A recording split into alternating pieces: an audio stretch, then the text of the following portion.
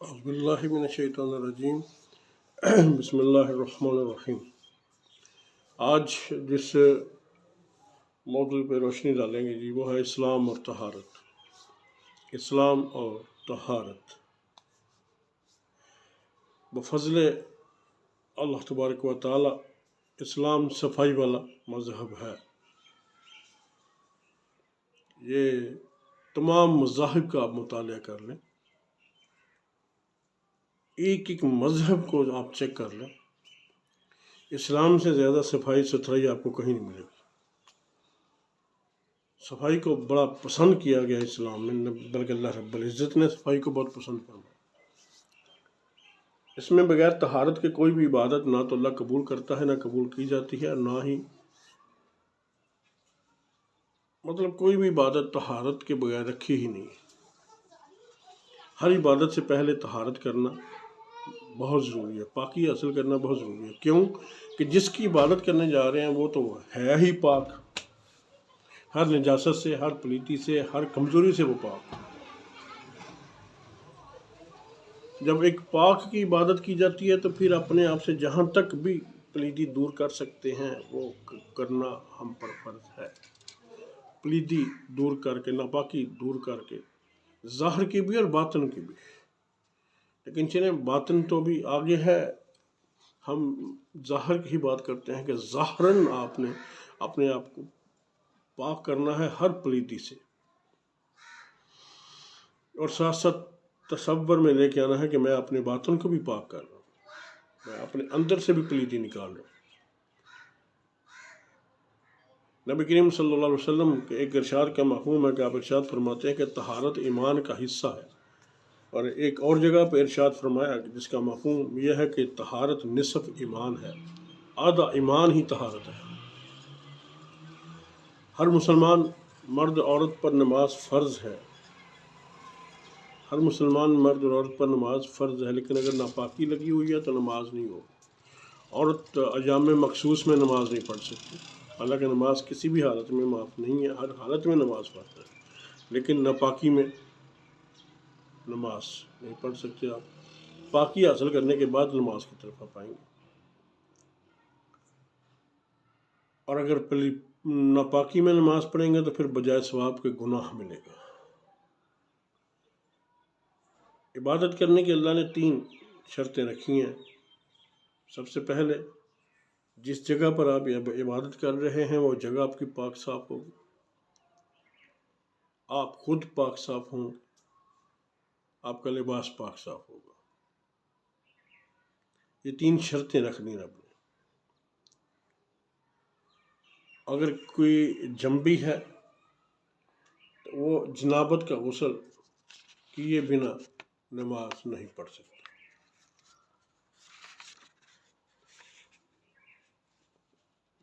دوسرے جتنے بھی مذاہب ہیں آپ ان کا مطالعہ کر لیں تو اس میں جو شخص صحبت کرتا ہے یا جو شخص جمع کرتا ہے وہ صرف اپنے اتنے ہی حصے کو پاک صاف کر کے تو کہتا ہے میں پاک ہو گیا، لیکن اسلام کہتا ہے کہ نہیں، تیرا ایک بال بھی خشک رہ گیا تو تیرا غسل نہیں ہوگا۔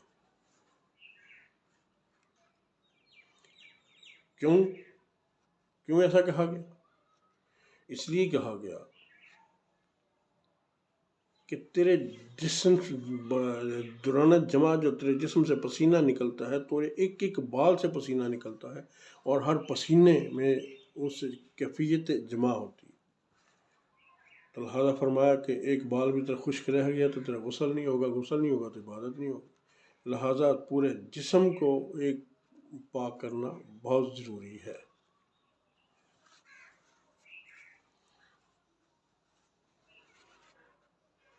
پاکی صفائی کا جو معیار عطا کیا اسلام نے وہ کہیں نہیں ملتا ہمیں۔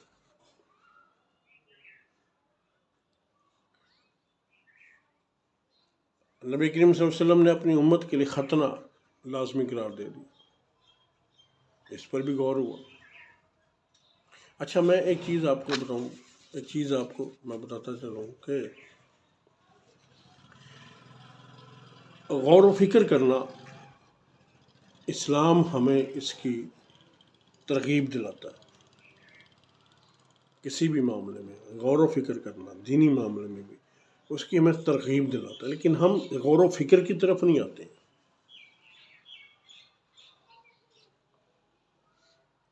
یہ بہت اعلیٰ اور بہت بڑی اور بہت خاص ترکیب ہے غور و فکر۔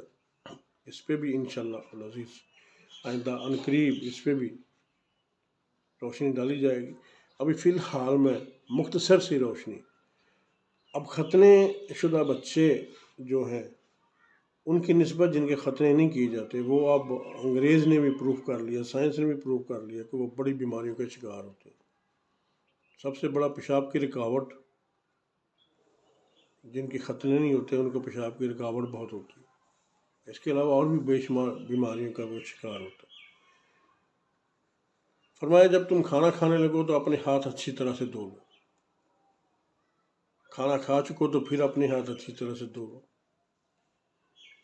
کھانے سے پہلے اپنے ہاتھ دھو لو گے تو پاک ہو جائیں گے، جراثیم سے پاک ہو جائیں گے، اور کھانے کے بعد دھو لو گے تو جو چکنائی کھانے کی لگی ہے وہ اتر جائے گی، مزید جراثیم ہاتھوں کو نہیں لگے گا۔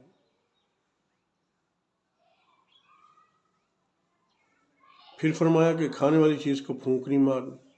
کوئی بھی کھانے والی چیز گرم ہے تو اس کو ٹھنڈا کرنے کے لیے پھونکے مارتے ہیں، ہم چائے پینے کے لیے پھونکے مارتے ہیں۔ میں اکثر سوچتا تھا کہ کوئی بھی بات حکمت سے خالی نہیں ہوتی ہے، کوئی بھی بات دین اسلام میں جہاں سے روکا جاتا ہے اس میں کوئی نہ کوئی حکمت پوشیدہ ہوتی ہے۔ تو اس میں کیا حکمت ہے چائے کو پھونک نہیں مارنی؟ تو پھر خیال آیا کہ اس وقت چائے تو نہیں لوگ پیتے تھے، لیکن علماء نے منع کیا۔ لیکن وہ ایک ہی حدیث ہے، ہم نبی کریم صلی اللہ علیہ وسلم کہ ایک ہی حدیث سے مراد یہ کہ جو اس کا مطلب ایک جامع الفاظ استعمال ہوتے ہیں، نبی کریم صلی اللہ علیہ وسلم نے جو جامع الفاظ ہمیں دیے ہیں اس میں سبھی کچھ آ جاتا ہے۔ آپ نے فرمایا کوئی بھی کھانے والی چیز جو بھی ہوگی، جب اس میں پینے والی بھی داخل ہے، جو بھی آپ کھانے یا پینے والی چیز کو استعمال کریں گے اس میں پھونک نہیں ماریں گے۔ کیوں نہیں ماریں گے؟ جب آپ پھونک مارتے ہیں تو آپ کے منہ کے جراثیم اور کاربن ڈائی آکسائڈ جو نکلتی ہے وہ دوبارہ سے آپ کے اس کھانے کو، آپ کو وہ جو پاک صاف کر کے آپ نے بنایا ہے اس کو آلودہ کر دے گی، اس میں جراثیم کی انٹری ہو جائے گی، تو وہ آپ کے لیے نقصان دہ ہے۔ اور پھر جب فرمایا آپ آپس میں جب قریب بیٹھو تو کم از کم 1 میٹر کا فاصلہ رکھو تاکہ ایک دوسرے کا سانس ایک دوسرے کو ڈسٹرب نہ کرے، اپنے جراثیم چھوڑنے ہیں وہ دوسرا نہ لے، تاکہ ایک دوسرے کو آپ اس سے محفوظ رکھ سکو۔ کوڑا کرکٹ کی باری ہے تو فرمایا گھر کے اندر کوڑا کرکٹ آپ کا جو اکٹھا ہوتا ہے اس کو فوراً گھر سے باہر دفع کر دو۔ بعض گھروں میں وہ بھی دیکھا گیا کہ 2 4 5 دن وہ پڑا رہتا ہے، جب زیادہ ہو جاتا ہے پھر نکال کے باہر گرایا جاتا ہے، یا باہر جہاں بھی اس کو کرنا ہے وہاں پر اس کو ڈسپوز آف کرتے ہیں۔ لیکن اسلام کہتا ہے کہ نہیں، جتنی جلدی ہو سکتا ہے گندگی کو گھر سے باہر نکالو، یہ بھی شیطان ہے۔ ہم شیطان صرف ابلیس کو کہتے ہیں، لیکن یاد رکھیے گا ہر وہ چیز جو آپ کو نقصان دیتی ہے وہ شیطان ہی ہے۔ ہر وہ چیز جو بھی آپ کو نقصان دیتی ہے وہ کیا ہے؟ وہ شیطان ہی ہے۔ شیطان نقصان دینے والی چیز کو شیطان کہتے ہیں، یعنی نقصان دینے والی ہر نقصان دینے والی چیز جو ہے نا وہ بھی شیطان ہے، شیطان ہی نہیں ہے۔ شیطان کے علاوہ بھی جتنی بھی چیزیں نقصان دیں گی وہ شیطان ہی کہلائیں گی۔ اس لیے اپنے گھر سے گندگی کو باہر نکالو، خود گندا نہ رہو، بلکہ جو فروٹ ایسے ہیں جن کے اوپر چھلکا نہیں ہوتا۔ چھلکا کن پہ نہیں ہوتا؟ چھلکا انگور پہ نہیں ہوتا، خوبانی پہ نہیں ہوتا، آم پہ نہیں ہوتا، آلو بخارے پہ نہیں ہوتا۔ یہ چند کے میں نے نام لیے، اور بھی ہیں، لیکن جس کا چھلکا نہیں ہوگا اس کو جب بھی آپ نے کھانا ہے دھو کے کھانا ہے۔ یہ ہمیں اسلام بتا رہا ہے۔ کیمیکل لگ کے آ جا رہے ہیں، لیکن 1400 سے پہلے ہمیں ترغیب دی جا رہی ہے کہ اس کو دھو کر استعمال کرنا ہے، ایسے ہی اس کو استعمال نہیں کرنا۔ ٹھیک ہے۔ پھر نماز بڑا اہم رکن ہے، مسجد بڑی اہم عبادت گاہ ہے ہم مسلمانوں کی، اور فرمایا جو مسلمان نماز کے لیے مسجد میں آئے تو کچا پیاز اور کچی مولی کھا کر نہ آئے، اس سے فرشتوں کو تکلیف ہوتی ہے اس کی بدبو سے، اور مسلمانوں کو تکلیف ہوتی ہے، اس لیے لہٰذا کچا پیاز اور کچی مولی کھا کے مسجد کی طرف نہ آیا جائے۔ آپ دیکھ رہے ہیں کتنی پاکی اور ستھرائی کا حکم دے رہے ہیں۔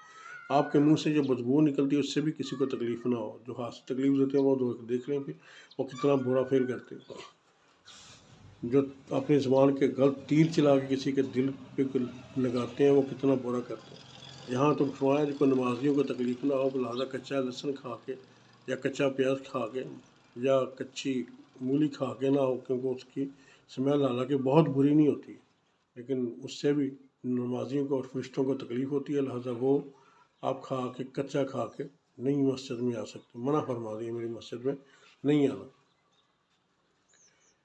بلکہ اسلام یہاں تک پاکیزگی کا حکم دیتا ہے کہ مرنے والے جو مسلمان جو دنیا سے چلا جاتا ہے اس کو بھی وہ کہتا ہے نہلا کے بیری کے پتوں سے اسے نہلا کے صاف ستھرا کر کے سفید پاکیزہ کفن پہنا کے اس کے اوپر بھی پھول وغیرہ رکھ کے اس کو بڑے اہتمام کے ساتھ قبرستان لے کے جاؤ اور بڑے اہتمام کے ساتھ اس کو دفن کرو، اور اس کو دفن کرنے کے بعد اس کی قبر کے اوپر پھول ڈال کے اور صفائی ستھرائی کے ساتھ واپس آؤ۔ یعنی وہ تو آپ کو زندہ کو تو جو صفائی کا حکم دیتا ہے، وہ تو مرنے کے بعد بھی اس کی صفائی پر کتنا خیال رکھتا ہے۔ اللہ رب العزت ہم سب پر رحم کرے، اللہ رب العزت ہم سب کے حال پر رحم عطا فرمائے، اللہ ہم سب کو پاکی کی طرف آنے کی توفیق عطا فرمائے، ہمیں ہر وقت پاک رہنے کی توفیق عطا فرمائے۔ حضور صلی اللہ علیہ وسلم کا ایک فرمان ہے، آپ نے فرمایا ہر بال کے نیچے جو ہمارے بال ہیں، جسم کے جو بال ہیں، وہ ہر بال کے نیچے جنابت ہے، جو جنبی شخص ہے وہ اس کے ہر بال کے نیچے جنابت ہے، اسی لیے فرمایا۔ اور اس بات کو کوئی نہ سمجھ سکا سوائے مسلمانوں کے، اور مسلمانوں کے بے شمار لوگ ہیں جو اس کو سمجھتے نہیں ہیں، وہ کم سمجھ کے پورا کرتے ہیں لیکن یہ نہیں سمجھتے ہیں۔ اب میں بتا رہا ہوں کہ آپ کی حدیث کا جو مفہوم ہے کہ فرمایا ہر بال کے نیچے جنابت ہے، ہر بال کے نیچے جنابت ہے، اس لیے فرمایا کہ تمہارا غسل جنابت جب کرو تو تمہارا غسل پورا ہی نہیں ہو سکتا جب تک تم ایک بال بھی تمہارا اگر خشک رہ گیا تو تمہارا غسل نہیں ہوگا۔ اور پھر ملنے کا حکم ہے، جب بھی آپ غسل کرو تو آپ پھر ملو، اپنے ہاتھوں سے ملو۔ تب صابن وغیرہ کا تو وہ نہیں تھا نا، لیکن ملنے کا ذکر آتا ہے کہ اس کو ملو۔ اور اللہ رب العزت ہم پر رحمت عطا فرمائے، خیر عطا فرمائے، بہت خیر عطا فرمائے۔ تو یاد رکھیے گا، قرآن مکمل ضابطہ حیات ہے، اسلام مکمل ضابطہ حیات ہے، ایک بات بتاتا ہے کیسے اس پہ عمل کرنا ہے اسلام ہمیں، اور ہمیں اسلام کے مطابق ہی اپنی زندگی گزارنی چاہیے، اسلام کے اصولوں کے مطابق ہی ہمیں چلنا چاہیے۔